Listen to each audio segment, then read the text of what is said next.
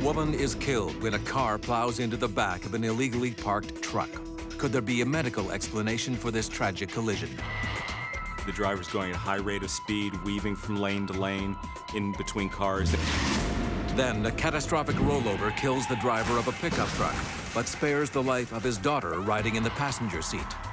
It would have caused a violent rotation. Within less than a second, the pickup truck was on its roof and slide. Investigators struggle to explain what caused the accident and how one person could survive such a devastating wreck. And two drivers are involved in the death of a young girl riding her motorized scooter. Both admit to hitting her, but investigators must determine who dealt the fatal blow. Something that really caught my eye was the length of the skid marks. Looked several hundred feet. Every year, violent collisions kill 40,000 Americans and injure another 3 million. But there is no such thing as an accident. Every collision has a story as unique as the people involved. Rusty Haight is a leading authority on accident reconstruction. He trains investigators around the world to read the clues and solve the mysteries. All too often, we forget that driving's not a right, it's a privilege. You may have paid for your car, your insurance, your license, but that doesn't mean you own the road. So when you're driving and you're not in complete control of your faculties, that's just reckless. And when I'm talking about your faculties, I mean more than alcohol and drugs. I'm talking about if you're supposed to wear glasses when you drive and you choose not to wear them, then you get in a wreck. Whose fault do you figure that is? Bottom line, alcohol, drugs, speeding, those aren't the only ways to end up facing a reckless driving charge or worse.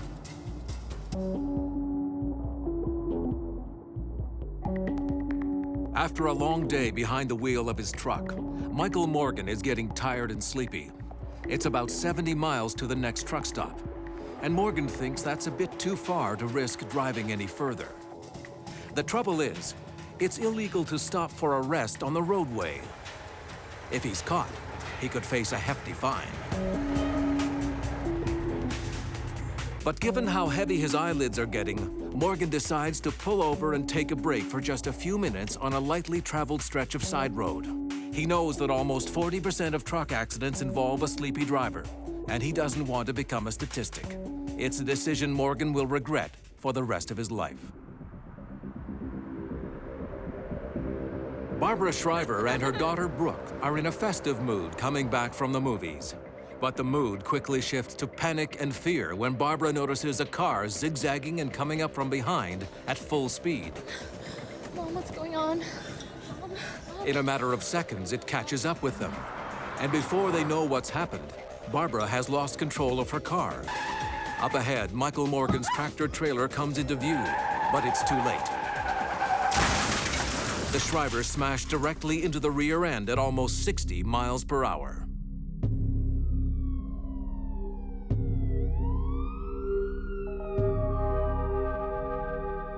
I received a call. They have an accident down here. Car into the back of a tractor trailer. Second vehicle involved aside from the tractor trailer, and there may be a fatality involved. When accident investigator Frank Carson arrives at the collision scene, regular officers have blocked the street and secured the area. Barbara and Brooke have already been pulled out of their wrecked car and are on their way to the hospital. Barbara is in critical condition. She suffered a lot of head trauma and has bleeding under one of the membranes that protects the brain. She's also suffered bruises on her lungs. As for Brooke, she's luckier, having escaped with a broken arm, nose, and facial cuts. The car that came up from behind the Shrivers has been pulled over too, and Michael Morgan is also still on the scene, uninjured but numb from what just happened. And all of a sudden, I hear boom. Get out of the vehicle. The collision took place on a straight road under a clear sky, so there is no obvious explanation for this tragic event. Frank will have to figure out this one from scratch. But looking at the car under the truck, he immediately realizes why Barbara Shriver is fighting to stay alive. She was not wearing her seatbelt.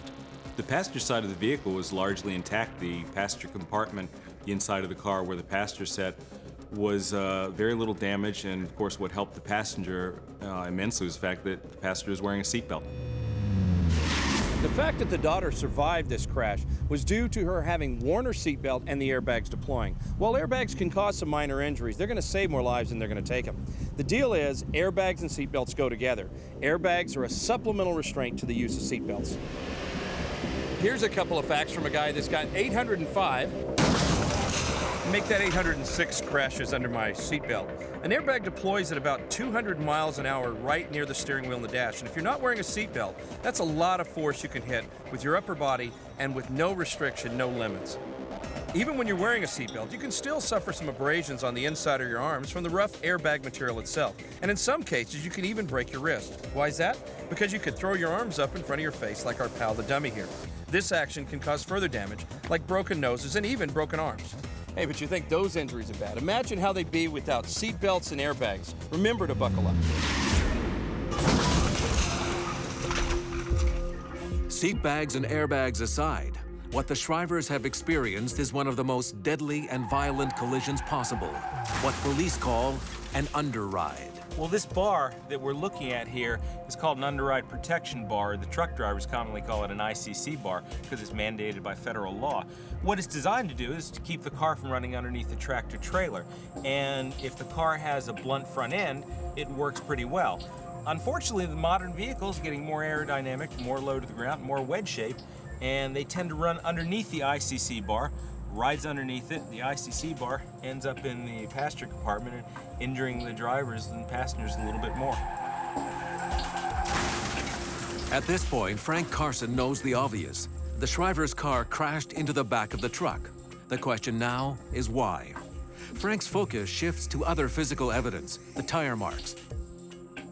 There are plenty of those in this case, and they are giving a pretty clear picture of what happened in the final few seconds before the Shrivers slammed into the back of the trailer at high speed. One of the first things I noticed when I got there was there were two tire marks leading in an arc from one of the lanes in the roadway right underneath the tractor trailer. So the first thing you know is that at some point, because the tire marks are in an arc, that the driver of the vehicle lost control for some reason. Well, there were two other tire marks that belonged to the third vehicle, and those marks led from what was the point of impact to the place where the vehicle came to a final rest. There is a third car stopped at the scene, and it could offer clues to what happened. Frank goes to examine it. The third car had very little damage to the front end. Very intact, could have started the car up and driven it away if you needed to. That third car belongs to Denis French. Ma'am, are you okay? According to the police officer who first arrived at the crash, French was acting very strangely. She was eerily calm and seemed completely detached from what was going on. But there was no smell of alcohol on her breath or in her car. Were you in this accident? I don't remember. I don't think so. You No. don't think so? The interesting fact is the driver of the vehicle, who's conscious and talking to the officer at the scene when they arrived, lost consciousness before the paramedics arrived, which indicates she had some type of altered level of consciousness or some medical problem going on. French loses consciousness before she's able to provide any useful information to the investigators. Unable to revive her, emergency personnel on the scene rush her to the hospital. At this point, they are unclear what caused her to collapse. It could be a reaction to drugs or alcohol, or she could have simply fainted as a result of traumatic shock. The post-traumatic reaction to people at accidents vary from hysteria to very calm acceptance of what happened to not believing what happened. Everybody who's been in an automobile accident has that moment of, I don't know what's going on. Some people that's extended. You also have that situation, people are on different types of medications. The reactions vary, and part of the job that we have is determining when they reacted, how they reacted, and why they reacted that way. Yeah, But with Denis French on her way to the hospital, Frank is running out of leads. Fortunately, police soon get a break. Two witnesses arrive who claim to have seen everything.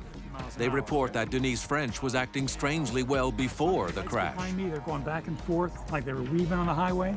Carl Davis and Marianne Malloy were coming back from a halfway house where they volunteer every week. About 10 minutes after leaving, Carl noticed the headlights of a car that was being driven very strangely and dangerously. I don't know, it's gonna cause an accident. According to both witnesses, French passed them and went on to actually bump the Shrivers' vehicle. Barbara then lost control of her car and crashed into the back of the truck.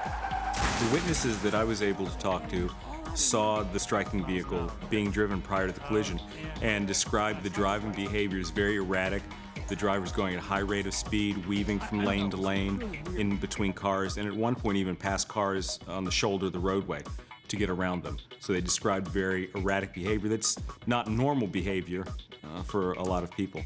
Well, I was on the passenger side, and he kept telling me to look at the lady. You know, she's weaving back and forth. She almost hit us. One thing's for certain, in this instance, the woman hit the car in front of her. What we did here was a crash test where we had a closing speed, an overtaking speed of only about 12 miles an hour. The speed across the ground is one thing. It's that closing speed that's going to tell us how bad this crash was. And imagine if this was a higher closing speed crash, the rear end of the struck car, the car being overtaken, coming off the ground and going out of control. It can be pretty disastrous. One vehicle rear-ended another vehicle, caused the driver to lose control, and unfortunately went underneath the rear end of a parked tractor trailer. We know how it happened. But then we have to look in the aspect with what the witnesses are telling us. We need to try and figure out why it happened, why this woman was driving erratically, why she lost control of her vehicle, why she lost consciousness at the scene after having talked to the police for a few moments. That have a profound effect on how we decide to pursue the legal matter and the charges against the person. Carson's first step in finding an explanation for Denis French's erratic actions is to examine the inside of her car. There are no signs of alcohol bottles or drugs, but something does catch his attention.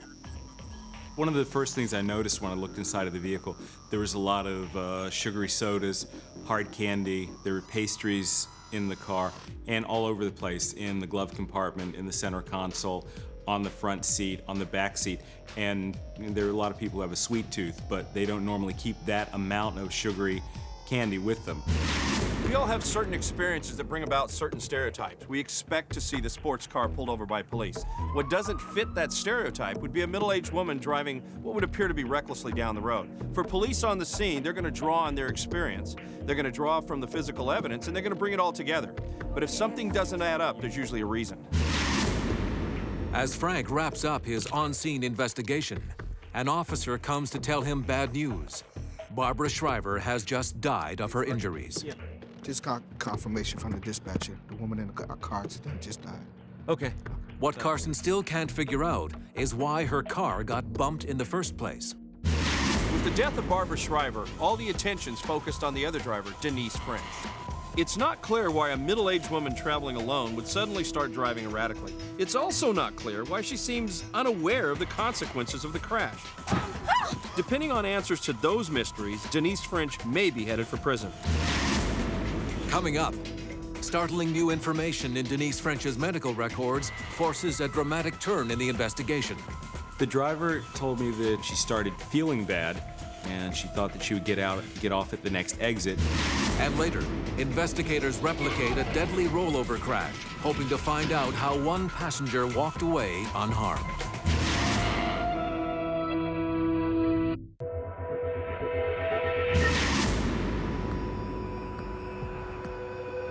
Barbara Shriver and her daughter Brooke were driving home on an unremarkable evening. They never made it. Shriver's car piled into the back of a tractor trailer after being hit from behind by a driver who was weaving all over the roadway. It's now Frank Carson's job to find out why. Frank's just learned some unfortunate news. Barbara Shriver died as a result of her injuries. Now his job's going to be to figure out why Denis French's car rear-ended Shriver's. Now, what he determines will help a prosecutor decide if criminal charges should be filed against French. But more than that, it can help provide much-needed closure for the Shriver family.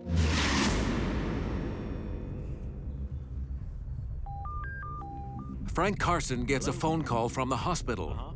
Denis French, who had passed out shortly after the collision with Shriver's car, is awake again. At the hospital, French reveals that she is a type 1 diabetic. What happened? You've been in an auto accident. No, I'm a diabetic. Diabetes is a disease in which the body does not produce or properly use insulin, a hormone that is necessary to convert sugars, starches, and other food into energy. As a former emergency medical technician, Frank Carson has seen his share of diabetic episodes. When your blood sugar level gets very low, most people realize that as hunger, or if you get really hungry, you get the shakes. Well, with a diabetic, the reaction can be a little bit different. Again, Frank Carson's medical background helps him play out possible scenarios that would explain her actions before the crash and her attitude afterwards. He starts to wonder whether she was having a diabetic crisis. Normally, if diabetics, the sugar level drops too low in their bloodstream, they don't get that sugar that they need from hard candy or soda, they'll start feeling agitated, they'll start becoming disoriented, perhaps hallucinating, and eventually they'll begin to lose consciousness and pass out, and then it becomes a real health crisis for them, whether they're driving or whether they're at home doing the dishes. It's possible an insulin imbalance led to this tragedy. But one thing doesn't add up. French's car was full of soda and snacks that would have temporarily brought her levels back up. And not a single bottle or bag had been opened. For someone that's lived with this disease as long as this lady has, and made the plan she obviously has made carrying this around with her, it doesn't make sense that she wouldn't take advantage of the solution. It was right here in front of her.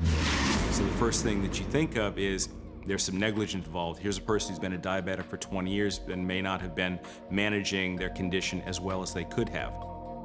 Frank Carson has collected all the clues that the crash scene can offer. With Denis French awake, the next answers will have to come from her. He goes to interview her at the hospital. But what he hears only deepens the mystery.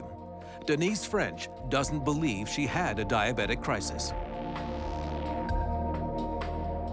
The driver told me that she had missed her exit where she was going to. She had gotten lost, so she decided to keep going, and she started feeling bad, and she thought that she would get off at the next exit to try and find some place where she could stop and take something to eat, perhaps to get over this feeling, to see what was wrong with her, and that's what she remembers.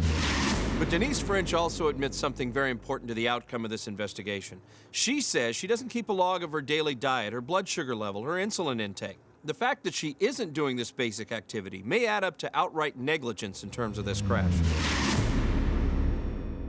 Denis French may be looking at a charge of reckless driving causing death. But as Frank Carson assembles the evidence to present to the prosecutor, he uncovers something startling. It might even mean a 180-degree turn in terms of the possible reckless driving charge.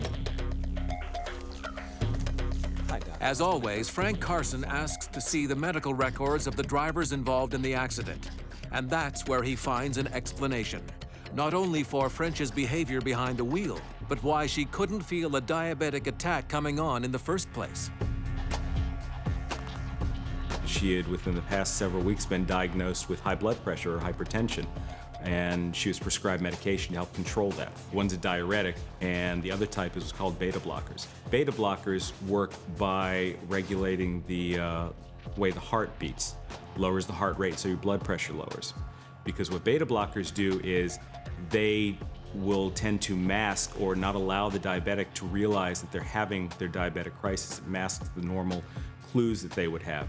And that appeared to have been the case with this lady. Frank Carson's conclusions are simple.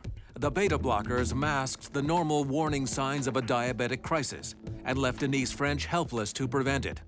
Put her behind the wheel in this condition, and it's almost inevitable that something bad would result.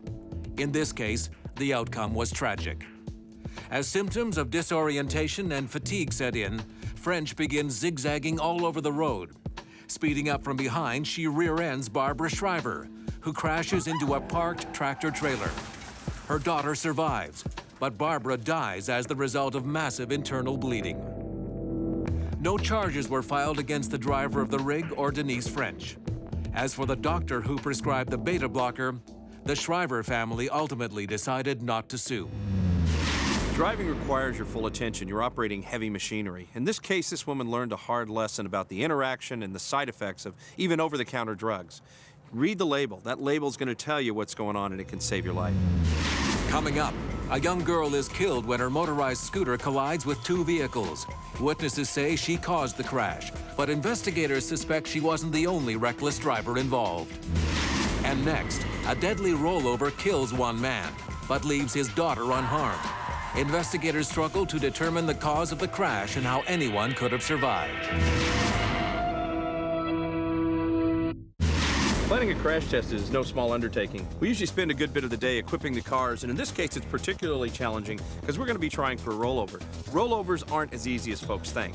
You may have an SUV, you may have wet roads, you may have a lot of conditions that folks think of as relating to rollovers, but they don't always come together to make a rollover occur just as you'd expect. The same thing occurs to investigators in the field. They may be really good investigators, and I may have a really good crash crew, and all of those things should work together. But sometimes, for the investigator in the field, there are convoluted factors that make their investigations pretty difficult. Carl Webster and his daughter Samantha are trying to find something they can agree on. Together, they're planning a surprise 60th birthday party for Samantha's mother. But just drawing up a guest list is a monumental challenge. We should invite Judy next door. And then suddenly, in mid-sentence, their whole world is violently turned upside down.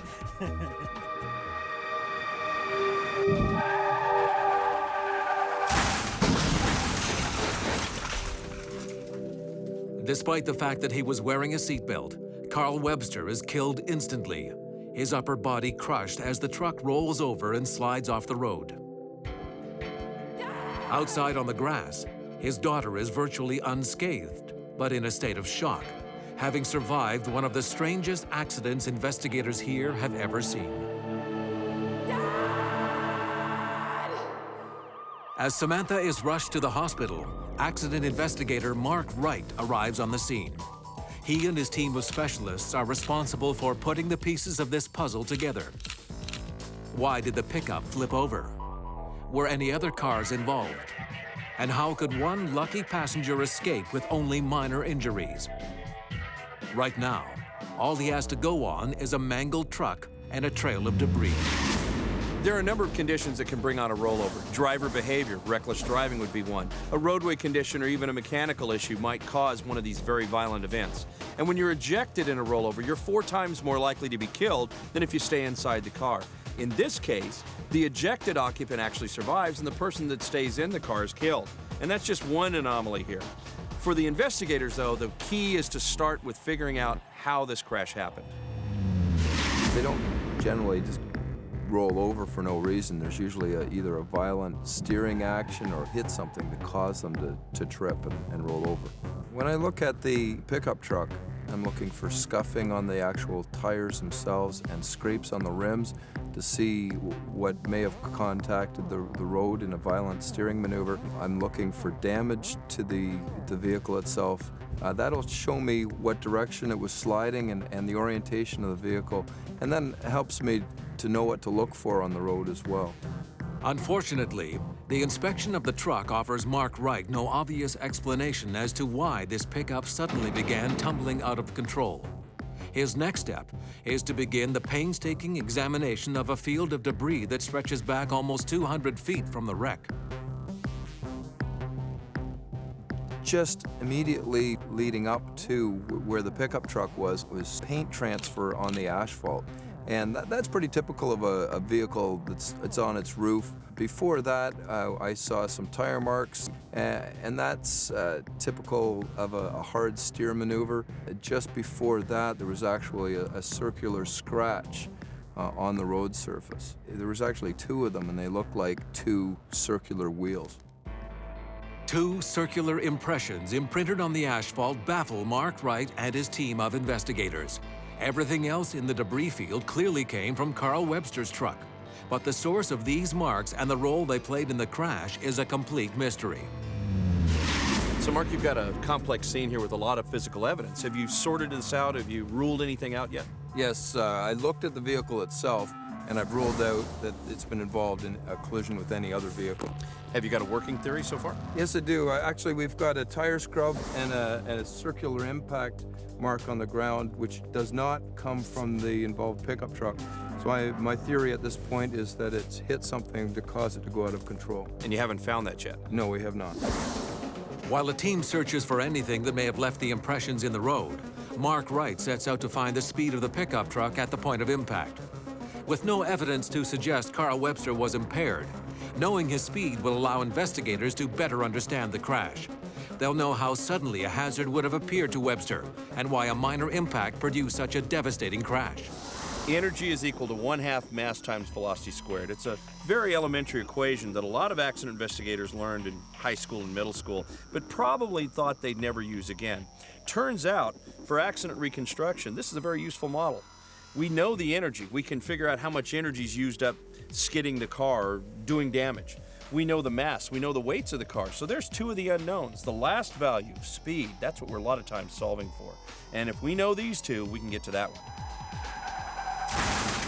Mark determines that Carl Webster and his daughter Samantha were doing just 50 miles per hour in the seconds before their pickup struck an object in the road, flipped onto its roof, and began rolling across the road. As the on-scene investigation wraps up, Mark Wright is left to wonder about just what Carl Webster hit and whether he saw it in his final seconds or was oblivious to the danger. So you're driving down the road and you're faced with debris. You have two choices. You can swerve or you can hit it.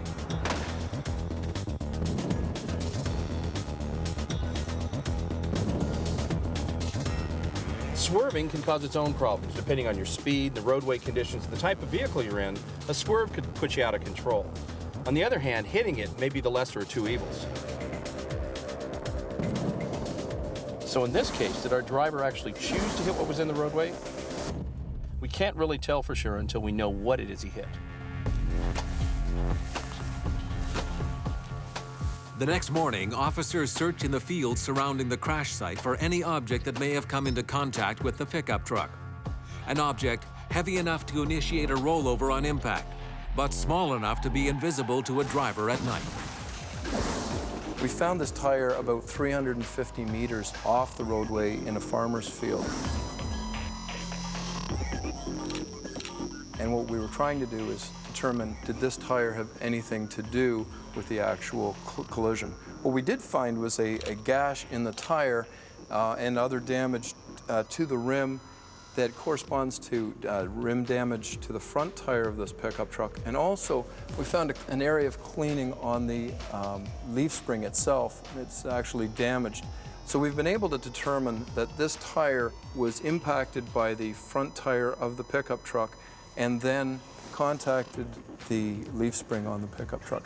The tire would have caused a violent rotation. In this case, it rotated counterclockwise within less than a second. The pickup truck was on its roof and sliding. How this tire wound up in the middle of a high-speed road may never be answered, but it's now clear that it caused the rollover that took Carl Webster's life. Although the front end of the pickup was able to skip over the tire, the rear end could not, and the force of the impact with the back wheels was enough to send the truck tumbling across the road. But this discovery only gives rise to more questions. With one mystery solved, Mark Wright must turn his attention to Samantha Webster's miraculous story of survival. Coming up, investigators examine Samantha's still buckled seatbelt. If she was wearing it, just how did she end up outside the truck? And if she was actually ejected from the truck, just how did she survive?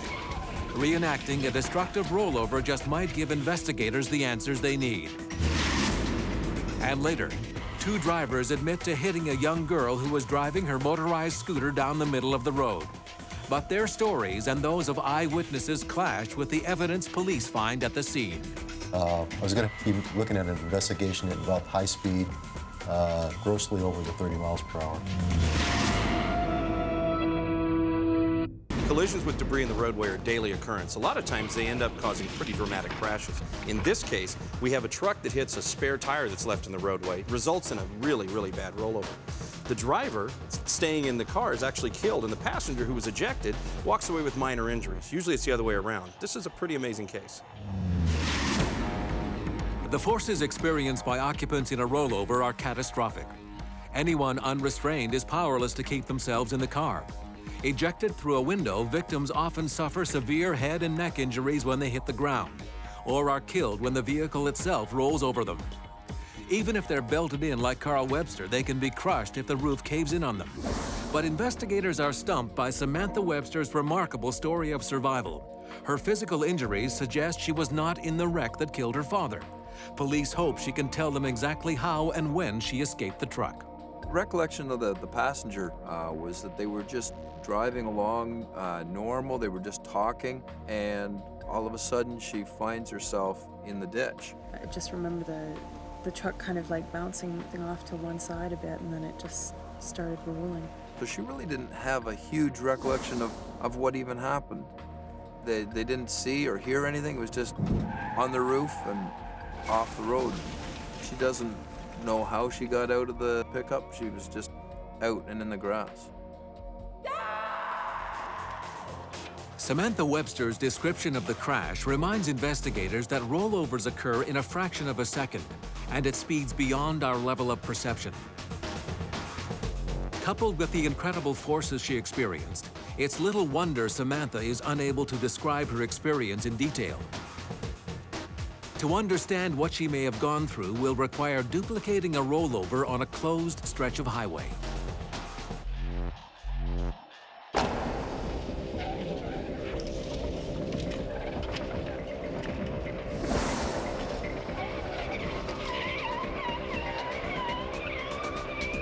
First attempt got both front tires off. Yeah. I cheated more.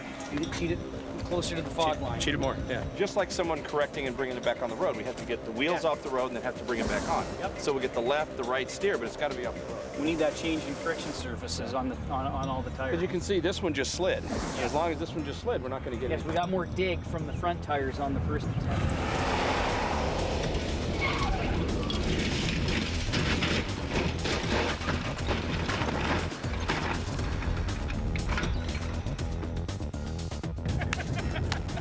Now that's the way it should work. That was 3 complete turns and it landed on its feet just like a cat. Now look at the big impact on the passenger side, on the off side of the roll. That would not be very friendly for the passenger. No, this is ugly. Rollovers are incredibly violent events. Once where I had 4 or 5 inches of headroom, all of a sudden now, on this side, I find I have next to none. But still in all, seat belts are going to save your life. They're going to keep you in the car and protect you, keep you from moving to the roof when the roof's on the ground, and that's the best protection, much better than being out on the road. The damage done to the SUV during the rollover test only reinforces the unlikelihood of Samantha Webster's miraculous escape. But Mark Wright has spent the better part of an afternoon examining the wreck of the pickup, and he now has a theory as to how Samantha was able to beat the odds and survive. We were able to conclude that coupled between the seat belt, it's attached to the B-pillar, and when the vehicle rolled over, the B-pillar was compromised, and that created some slack in the seat belt, and that, along with the seat braking itself, created more slack. So the seat belt did its job initially in the initial rollover to hold the passenger in place, but on the second impact, when the pickup truck actually left the road and went into the ditch, there was enough slack that the passenger was ejected through the passenger side window. Fortunately for her, the ditch was soft grass, the ground was moist, and it was able to assist her in not sustaining any serious injuries. Typically, if a person's ejected, they come to an immediate deceleration because they hit another stationary object. That individual then will sustain massive acceleration, deceleration, rotation forces on the brain, leading to eventually brain death. In this scenario, what happened was that there was a slower deceleration because the person was perhaps sliding along the grass, and those types of deceleration forces that one associates with severe brain injury did not occur. Mark Wright arrived on the scene of a fatal rollover and found more questions than answers. But with the last piece of the puzzle in place, he is finally able to say exactly how this tragedy unfolded. Carl Webster is driving his pickup at about 50 miles an hour. Suddenly, he hits a fully inflated tire lying in the middle of the road. The front end of the pickup immediately bounces, raising the rear wheels.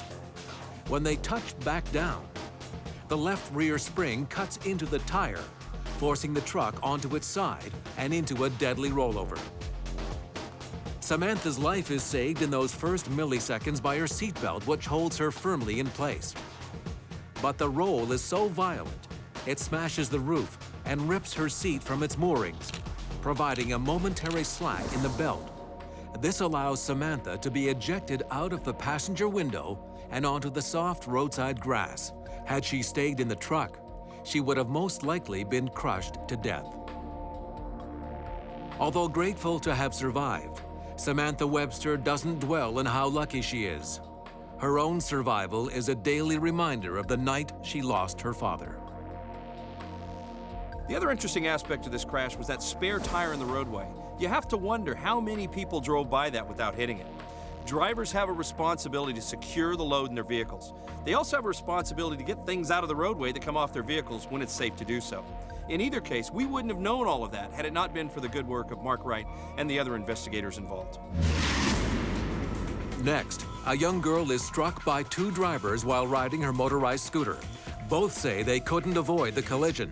The physical evidence says otherwise. I got to the scene. Something that really caught my eye was the length of the skid marks. I'm sure you've seen it before. A kid as young as 9 or 10 on a scooter zooming in and out of the streets and intersections. Makes you ask yourself, when are we old enough to be a responsible driver? Well, you'll get an answer in this next story.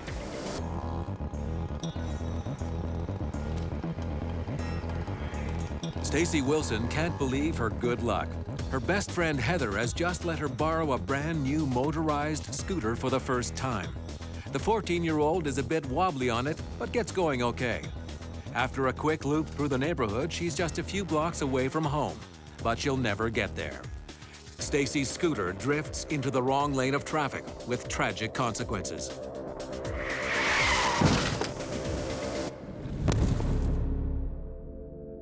The information we had was that it was a young girl was dead at the scene from being hit by at least 2 vehicles.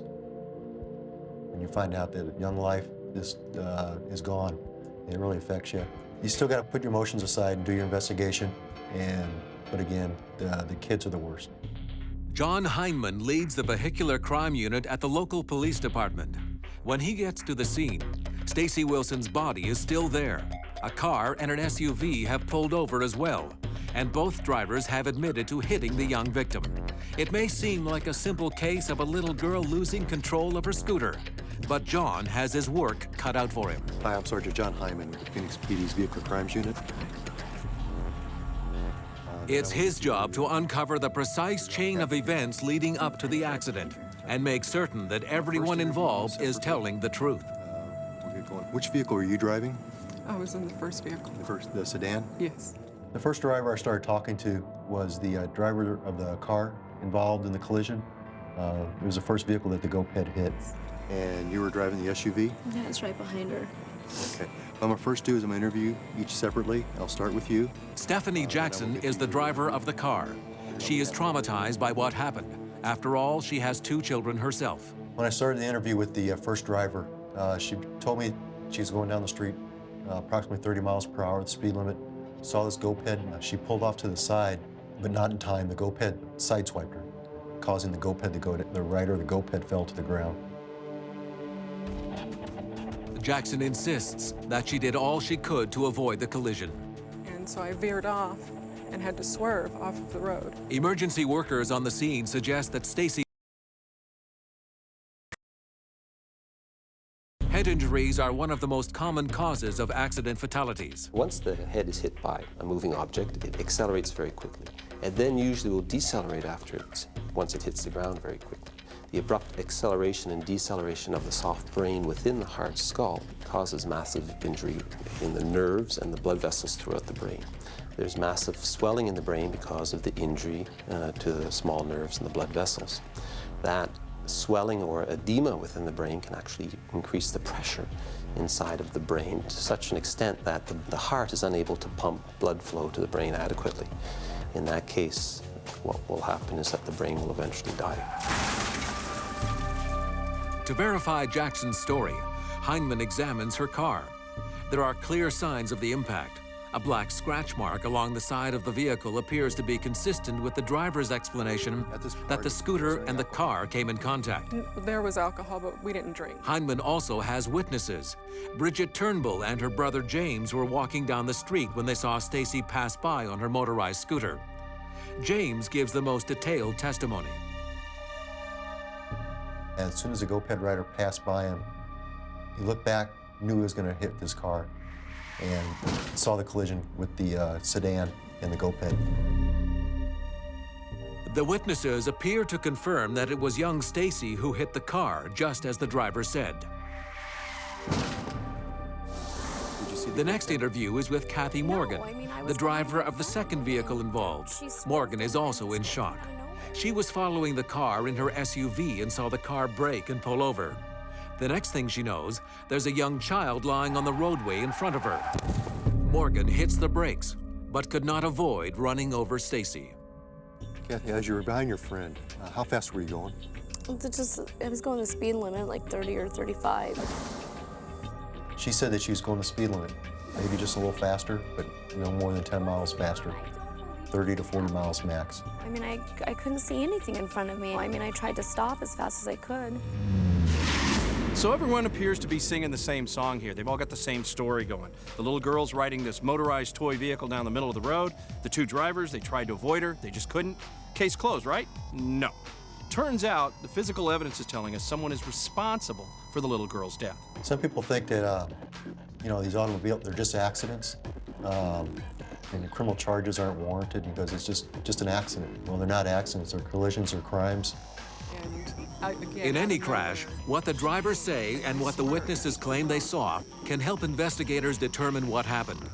But the strongest stories are always told by the physical evidence. Injuries to bodies, marks on the vehicles.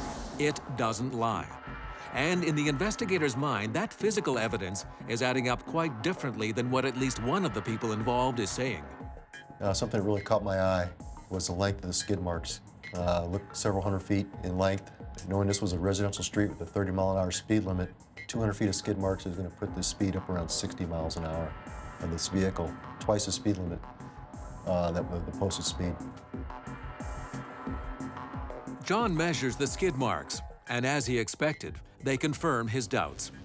The driver of the SUV was well over the speed limit before she ran over the child. Skid marks on the roadway, and police work would call that a clue. It's a clue that tells us she was on the brakes trying to stop the car. She's probably too inexperienced to realize that skidding, you're just going to go in a straight line. If she'd let her foot off the brake, she probably could have steered, regained control, and avoided the crash. Looking at the evidence on the road, the skid marks, I knew that driver was reacting to something, and it hit her brakes hard. And had she been going that speed limit, she would have stopped in ample time to avoid the impact with the young girl on the road. Now, whether that would have saved Stacy's life is a crucial issue here. The little girl did hit her head on the pavement after bouncing off the car. But Heinemann doesn't know yet which impact actually caused the child's death. Depending on the answer to that question, one of these drivers may be looking at some jail time. Coming up, investigator John Heinemann turns to an expert in biomechanics to build his case against one of the drivers. The parents of 14-year-old Stacy Wilson are looking for answers after a tragic accident on a nearby residential street. The investigation so far has shown that Stacy's motorized scooter ran into the side of a car, knocking her backward onto the roadway. An SUV following close behind could not stop before running her over. After measuring the skid marks, accident investigator John Heinemann has determined that the SUV was going nearly double the speed limit. A lot of factors can affect how a vehicle behaves when a driver hits the brakes. The condition of the road, the weather, wear and tear on the brakes themselves. All of those factors may play a role here. Since it was a criminal investigation, took the SUV and did a series of skid tests. 3 of the skid tests at 50 miles per hour, 60 miles per hour, and 40 miles per hour. Took all 3 tests, came up with my values that I needed for the investigation. Drivers don't realize what a difference 10, 15 miles an hour makes when it comes time to brake. It can be the difference between a good scare and a guilty conscience. What I'm gonna do is I'm gonna take this car and I'm gonna skid at 30 and then 50.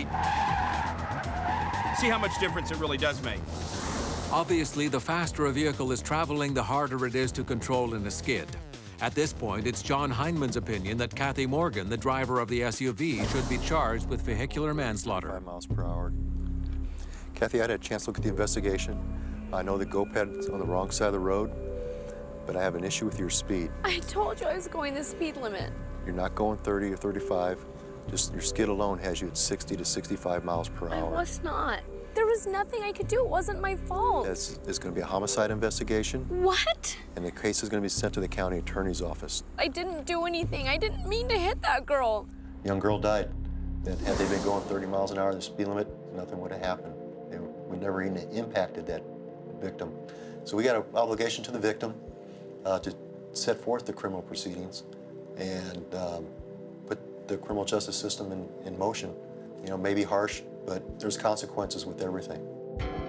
The next step is to determine exactly how the victim was killed. To get a conviction, John's going to have to show that it wasn't the first impact and fall to the ground that killed the little girl, but rather the second impact with the SUV. To do that, he's going to go to a biomechanical expert for a head drop test. Biomechanical experts examine how both internal and external forces impact the human body. The head drop test will help determine if the force of Stacy's fall after the first collision with the car caused her fatal skull fracture. John, what we have here is a drop tower. This will allow us then to look at the question, in this case, of whether or not falling over could have produced the head injury that we see in the victim. And this is what it looks like. What we saw in the head drop experiment, John, was the force that results strictly from a fall. And we demonstrated on the basis of magnitude that that would be insufficient to produce any kind of major head injury, certainly not a fatal one. Remember that Stacy was wearing a helmet, which significantly reduces the impact and the injuries caused by the fall alone.